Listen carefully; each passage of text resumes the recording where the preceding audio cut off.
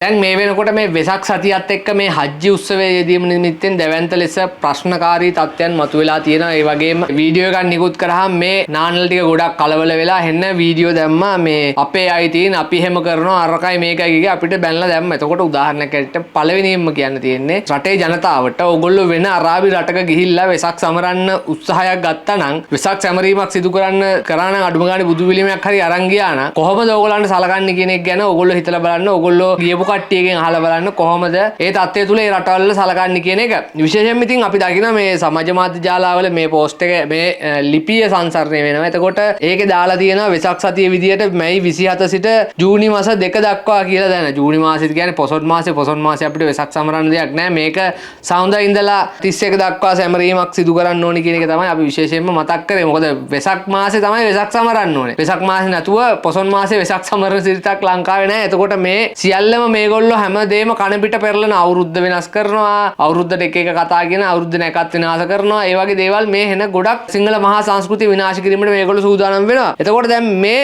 මැයි 27 ඉඳලා දැම්ම කියමුකෝ. ඒ දැම්මත් 28 වෙනිදා හජ්ජි උත්සවය එනවා. එතකොට මේ වෙසක් සතියේ සත්තු කපන්න එපා කියන එක තමයි අපි කියන්නේ. මොකද මේ වෙසක් සතියේ සත්තු කපන්න එපා කියලා කියන්නේ ලංකාව සිංහල බෞද්ධ රටක්. අපේ රටේ විදියට අපිට සැමරුම් කරන්න ඕනේ. මේ රටේ බහුතරය, මේ රටේ ශිෂ්ටාචාරයේ ගොඩනගපු ජාතිය, මේ රටේ උරුමකාරයෝ, මේ රටේ අයිතිකාරයෝ සිංහල බෞද්ධයෝ. ඉතින් මේ රටේ සිංහල බෞද්ධයන්ට හානි වෙන විදියට අනිකුත් ඔය සුළු ජන කණ්ඩායම් සහ සුළු ජන වර්ග වලට හැසිරෙන්න දෙන්න සුදුසු නෑ. මොකද මේකට වැරද්දත් සිංහලයන්ගේ. ඕගොල්ලෝ කල්පනා කරලා බලන්න ඕගොල්ලන්ට මේ ඇෆ්ගනිස්තානය, ඉරානය, ඉරාකය, පාකිස්තානය, බංග්ලාදේශය ඔය වගේ රටවල් බොහෝමයක් 100% බෞද්ධ රටවල්. එතකොට ඇෆ්ගනිස්තානයේ මේ තලිබාන් අන්තවාදීන් විසින් බෞද්ධයන්ගේ බුදු පිළිම කඩලා විනාශ කරා. ඒ කියන්නේ මේ ලෝකේ ඕනම රටක බහුතරයක් වෙන වෙලාවේදී ඔවුන් බෞද්ධයන්ව විනාශ කරන අපේ කට්ටිය මේ සහජීවනයේ කියන මේ මොකක්ද එකකට රැවටිලා තමන්ගේ ජාතියත් තමන්ගේ ශිෂ්ටාචාරයත් විනාශ වෙන්න සූදානම් වෙනවා. ඒ වගේම විශේෂයෙන්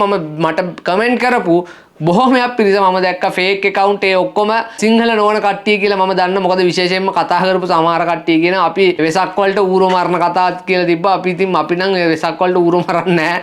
අපි මේ වෙසක් වලට මේ කරන්නේ සත්තුන්ට අබ්බේ දාණය දෙන එක.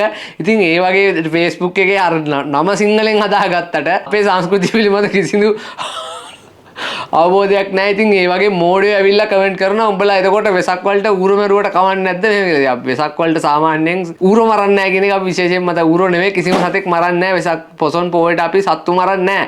බෞද්ධයන්ගේ පොයවල් දවස් වලට සත්තු මරන්නේ නැහැ.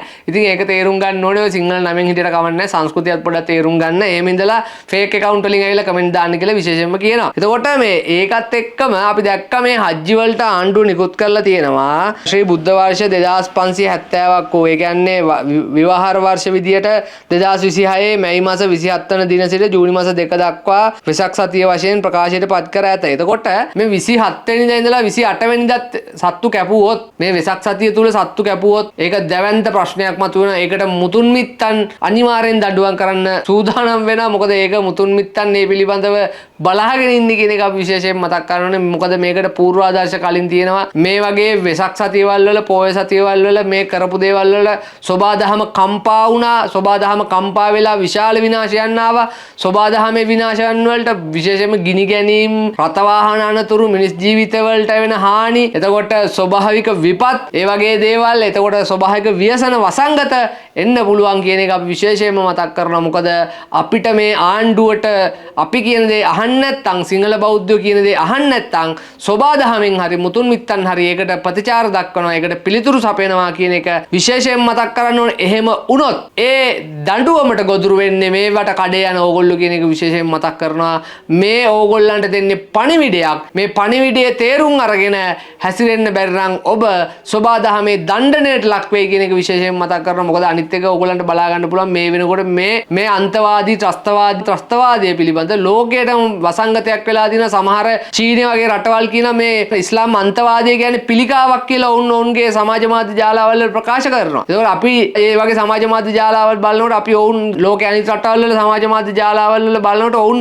ඒ වගේ ප්‍රකාශ කරනවා. ඉතින් ඕගොල්ලන්ට කියන්න තියෙන දැන් මේක සිංහල බෞද්ධ රටක්. ඕගොල්ලන්ට ඕගොල්ලන්ගේ විදියට කරගන්න දේවල් ඕන නම් රටවල් 63ක් තියෙනවා මුස්ලිම් රටවල්. ඉතින් ඒ රටවල් 63ට ගිහිල්ලා ඔබගේ කාර්යභාරයන් ඔබට හැකි විදියට කරගන්න අපිට වද දෙන්න එපා. අපේ සංස්කෘතිකාංග විනාශ කරන්න එපා කියන එක තමයි විශේෂයෙන්ම කියන්නේ. මොකද ඕගොල්ලන්ට ඕගොල්ලන්ගේ අයිතීන් ඕන නම් අපිටත් අපගේ අයිතීන් ඕනේ කියන එක විශේෂයෙන් මතක් කරනවා. ඕගොල්ලෝ කල්පනා කරලා බලන්න. දැන් ඒගොල්ලන්ගේ හැටියට ඒගොල්ලෝ කරයිලු අපේ හැටියට අපි කරයිලු පාඩු වෙන්නලු. ඔය දේ කාටවත් කරන්න බෑනේ. අරාබි රටකට ගිහිල්ලා අපිට ඕන විදියට බුදු පිළිමයක් ගෙනියන්න පුළුවන්ද? අපිට තුංගසිරිට කසපාරවල් 100ක් ගැහුවා බුදු පිළිමයක් තියන් හිටියා කියලා. තමන්ගේ කබඩ් එක ඇතුලේ අරින දොර පැත්තේ පියනේ අලවලා තිබ්බ කියලා බුදු පිළිමයක් කසපාරවල් 100ක් ගහලා මරන්න හදනකොට ලංකාවට ගෙන්න ගන්න සටන් කළේ සිංහල රාවේ ජාතික සංවිධානය. ඒකට ඒ වගේ දේවල් කරනකොට අපේ මිනිස්සු ඇවිල්ලා මේ රට විනාශ කර ගැනීම සඳහා සම්බුද්ධ ශාසනය සිංහල ජාතිය විනාශ කර ගැනීම සඳහා ඔවුන් පණින රිලවුන්ට ඉනිමම් බඳිනවා වගේ වැඩ කරනවා කියන එක තමයි අපිට දැකබලා ගන්න පුළුවන් කියන එක විශේෂයෙන් මතක් කරනවා. ඒක නිසා මේ වෙනකොට අපි දකිනවා ජපානයේ අග්‍රාමාත්‍යවරී කියනවා අපේ රටේ සංස්කෘතියට අනුව ඉන්න බැරි නම් මේ රටෙන් යන්න කියලා කියනවා. ප්‍රංශයේ ඉන්න දේශපාලඥයන් කියන අපිට කරදරයක් වෙන විදිහට ඉන්න බැරි නම් ඕගලන්ට යන්න කියලා. ජර්මනිය වගේ රටවල් කෙලින්ම කියනවා අපේ රටේ සංස්කෘතියට අපේ රටේ තියෙන කල්චර් එක හැටියට ඉන්න බැරි නම් කෙලින්ම යන්න කියලා. හැබැයි අද අපේ රටේ ඉන්න මිනිස්සු ටික මේ රටත් සංස්කෘතියත් සිංහල ජාතියත් පාවල දෙනවා මේ සුළුතර ඡන්ද ප්‍රමාණයකට කියන එක විශේෂයෙන් මතක් කරනවා. මේ රටේ ඉන්න සබුද්ධික ජනතාව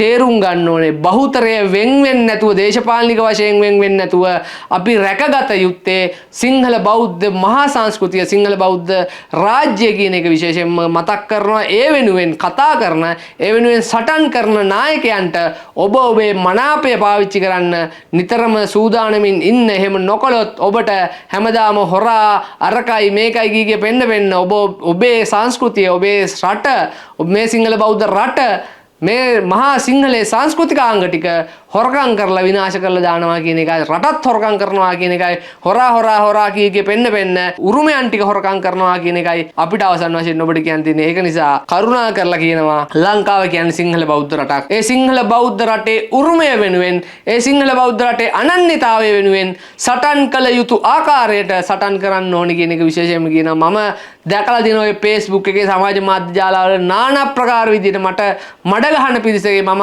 අධ්‍යයනයක් කරා ඒ පිළිබඳව හොයලා බැලුවා. ඒ සියලු දෙනා මේ සමාජවාදී නැත්නම් මේ අනුර කුමාරගේ දේශපාලන ව්‍යාපාරය නියෝජනය කරන මාලිමාවේ NPP නියෝජනය කරන පිරිස් සහ අන්තවාදී ෆේක් account කීපයක් කියන එක විශේෂයෙන් මතක් කරන්න ඕනේ. මොකද ඔවුන් නිතර සංවිධානාත්මකවම WhatsApp group හදාගෙන ඒ දේවල් කරගෙන සංවිධානාත්මකවම අපිට පහර දෙලා ජනමතය විකෘති කිරීමට උත්සාහයක් දරනවා. එතකොට තව කරුණු කාරණා කියන්න තියෙන්නේ අපි වෙනුවෙන් කමෙන්ට් කරන කට්ටිය ඉන්නවා නම් ඔවුන්ගේ කමෙන්ට් ඩිලීට් කරලා ඔවුන්ව බ්ලොක් කරලා දානවා කියන එක විශේෂයෙන් මතක් කරන්න ඕනේ.